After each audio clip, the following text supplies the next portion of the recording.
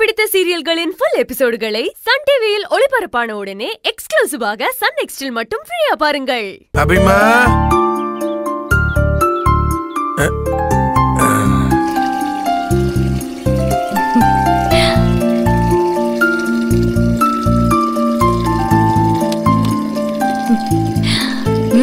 அபிமா இந்த மாதிரி வெயில் காலத்துல இந்த மாதிரி பானையில தண்ணிய ஊத்தி அதுல வெட்டி வேரெல்லாம் போட்டு ஜில்லுன்னு வாசனையா தண்ணி குடிக்கிறது தான் உடம்புக்கு நல்லது.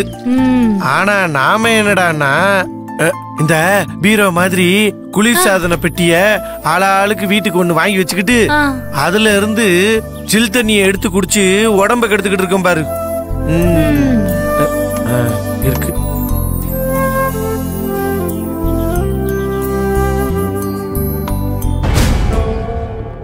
அபிமா, அங்க என்ன பாத்துக்கிட்டு இருக்க?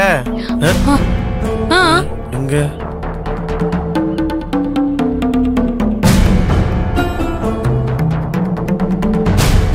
என்ன அபிமா, மாமா ஏதோ பயங்கர டென்ஷனா இருக்கிற மாதிரி இருக்கு. வா நம்ம என்னன்னு போய் விசாரிப்போம்.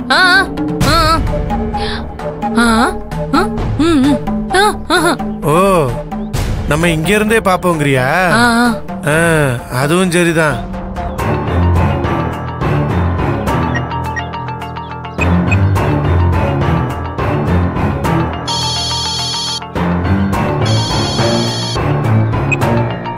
சார் சொல்லுங்க சார். டேய், என்னடா பண்றீங்க இவ்வளவு நேரம்? ஈஸ்வரியை ஃபாலோ பண்ணீங்களா? சரி, அவ எங்க போனா, யார பார்த்தா? சார், அவ அங்க இங்கன்னு ஊரெல்லாம் சுத்திட்டு கடைசியில ஆஸ்பத்திரிக்கு வந்துட்டா சார். ஆஸ்பத்திரிக்கா? ஆமா சார், அவளுக்கு ஏதோ உடம்பு சரியில்லை போல சார். டாக்டரை பார்க்க போயிருக்கா சார். டே முட்டாள், அவளுக்காடா உடம்பு சரியில்லை? அவன் நம்ம எல்லாருக்கும் உடம்பு சரியில்லாம ஆக்கிடுவாடா, இடியட். என்ன சார் சொல்றீங்க? அவ எந்த டாக்டரை பார்க்க போயிருக்கா? சார், அது அந்த டாக்டர் பேரு அது வரதராஜனும் ராமராஜனும் போட்டிருக்கு சார்.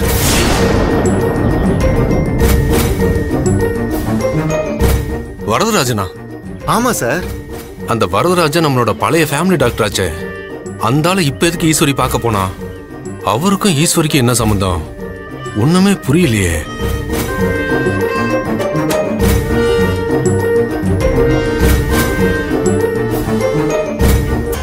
அபிமா, மாமா பேசிக்க இருக்காருன்னு தெரியுது.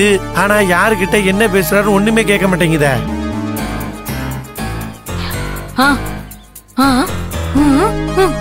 ஆமாமா, அவர் பேசுற துணிய பார்த்தாலே ஏதோ பிரச்சனையா தான் பேசுறாருன்னு தோணுது. அவளை கண்டினியூவா வாட்ச் பண்ணுங்க. அவ ஹாஸ்பிட்டல்ல இருந்து எங்க கிளம்பி போறான்னு பார்த்துட்டு எனக்கு இம்மிடியட்டா ஃபோன் பண்ணுங்க. சரிங்க சார். டேய், ஜாக்கிரதை. அவளை எந்த காரணத்தை கொண்டும் மிஸ் பண்ணிடக்கூடாது. ஓகே? Okay sir.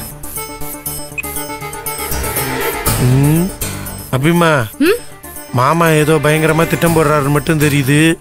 ஆனா அது என்னன்னு நமக்கு தெரியலையே.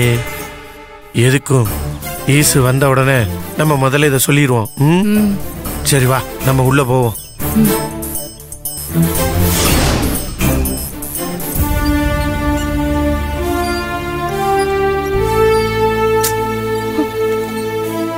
அம்மா, அம்மா, இங்க பாரு, ஊஞ்சலுக்கெல்லாம் மாப் போடு. என்னம்மா, மாப் போடுமா? இப்போ உன் வாய வச்சுட்டு சும்மா இல்ல, அப்படியே மாப்ப திருப்பி உனக்கு 4 போட்டுருவேன். பேசாம இரு சொல்லிட்டேன். என் பொழப்பு இந்த வீட்டுல இப்படி ஆயிப்போச்சு. ச்சே.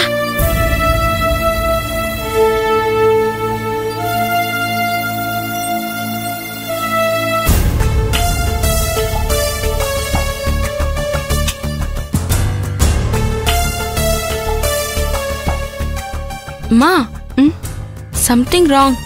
ஆமாண்டி திவ்யா, ஈஸ்வரி இல்லாத நேரமா பார்த்து இந்த மீசை எதுக்காக அவன் குடும்பத்தை கூட்டிட்டு வசுந்தராவை பார்க்க போறான்னு தெரியலையே. அவன் ஏதோ பெருசா பிளான் பண்ண போறான்னு நினைக்கிறேன். வா நம்ம போய் என்னன்னு பாப்போம்.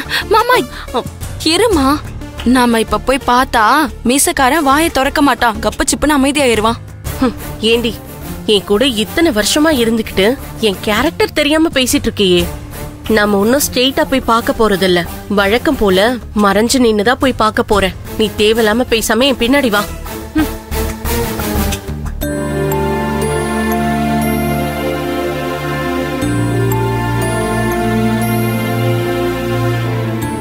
சக்தி தம்பி, என்ன ஏதோ என்கிட்ட பேசணும்னு எல்லாரும் வந்திருக்கீங்க, ஆனா யாருமே ஒரு வார்த்தை கூட பேச மாட்டேங்கிறீங்களே. என்னாச்சு? என்ன விஷயம்? அண்ணே, ஒண்ணு இல்ல அண்ணே. அண்ணனோட நினைவு நாள் முடிஞ்சதும் கதிர் வெளிநாட்டுக்கு வேலைக்கு போறேன்னு சொல்றான் அண்ணே. என்னப்பா, அப்பா சொல்றது உண்மையா? அவன் தான் சொல்லிட்டு இருக்கான். ஆனா எனக்கும் துர்காவுக்கும் இதுல துளி கூட இஷ்டம் கிடையாது. ஆமாக்கா, இவன் இங்கேயே நம்ம கூடயே இருக்கணும். நம்ம அழகுக்கு துணையா இருந்து நம்ம கம்பெனி கொஞ்சம் பாத்துக்கிட்டா நல்லா இருக்குமேன்னு நானும் இவரும் ஆசைப்படுறோம். ஆனா இவன் என்னடா அண்ணா வெளிநாட்டுக்கு போறேன்னு ரொம்ப பிடிவாதமா சொல்லிட்டு இருக்காங்கா. என்ன கதிர், நான் தான் உன்கிட்ட ஏற்கனவே சொல்லிருக்கேன்ல, திரும்ப வெளிநாட்டுக்கெல்லாம் போக வேணா, இங்கேயே வேலையை பாத்துக்கலான்னு. அப்புறம் என்ன? இல்ல பெரியமா, நான் இங்க இருந்தேன்னா தேவையில்லாத பிரச்சனை வரும். எதுக்கு அதெல்லாம் தான்? தேவையில்லாத பிரச்சனையா? என்ன பிரச்சனை? அக்கா, நான் கேட்டாலும் இதையேதான்க்கா சொல்லிட்டு இருக்கான். எனக்கு என்ன பண்றதுனே தெரியல. கதிரு, அண்ணி கேக்குறாங்கல்ல, உனக்கு என்ன பிரச்சனை? என்ன பிரச்சனையா இருந்தாலும் அவங்க கிட்ட ஓபனா சொல்லு கதிரு. கதிர், உன்கிட்ட தான் எல்லாரும் கேட்டுட்டு இருக்கோம், சொல்லு. பெரியமா, அது வந்து நான் இந்த கம்பெனியை பாத்துக்கிறது சம்பத் மாமாக்கு பிடிக்கல. அதனால டேடுக்கும் சம்பத் மாமாக்கும் தேவையில்லாத சண்டை வருது. அது எல்லாத்தையுமே அவாய்ட் பண்றதுக்காக தான் ஃபாரின் போலான்னு டிசைட் பண்ணேன். எப்படி நைஸா போட்டு கொடுக்கறான் பாத்தியா? பொல்லாத பையன்டி இவன். ஆமாமா. இல்ல கதிர், இப்போ உன் பெரியம்மா நான் சொல்றேன், சம்பத் மாமாவால எந்த பிரச்சனையும் இனிமே உனக்கு வராது.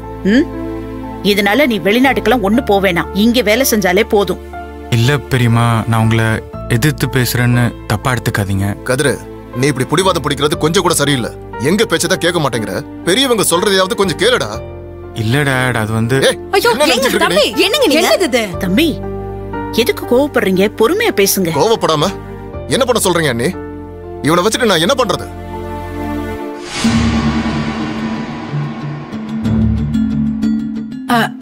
அண்ணி, எனக்கு ஒரு யோசனை தோணுது, சொல்லலாமா?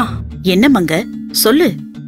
அது நம்ம மார்க்கெட்ல ஒரு ஏரியாவை பிரிச்சு கொடுத்து அவனையே கலெக்ஷன் தனியா பார்க்க சொன்னா என்ன அண்ணி? அக்கா, எனக்கு என்னமோ இது நல்ல யோசனையா படுதுக்கா. நம்ம மார்க்கெட்ல கதிருக்கு தனியா ஒரு ஏரியா பிரிச்சு கொடுத்துட்டா யாருக்கும் எந்த பிரச்சனையும் வராதுல்ல. கதிர் வெளிநாட்டுக்கெல்லாம் போகாம இங்கேயே நம்ம கூடயே இருப்பான்ல. என்னக்கா சொல்றீங்க? ஆமா, நல்ல ஐடியாவை தான் கொடுத்திருக்கா.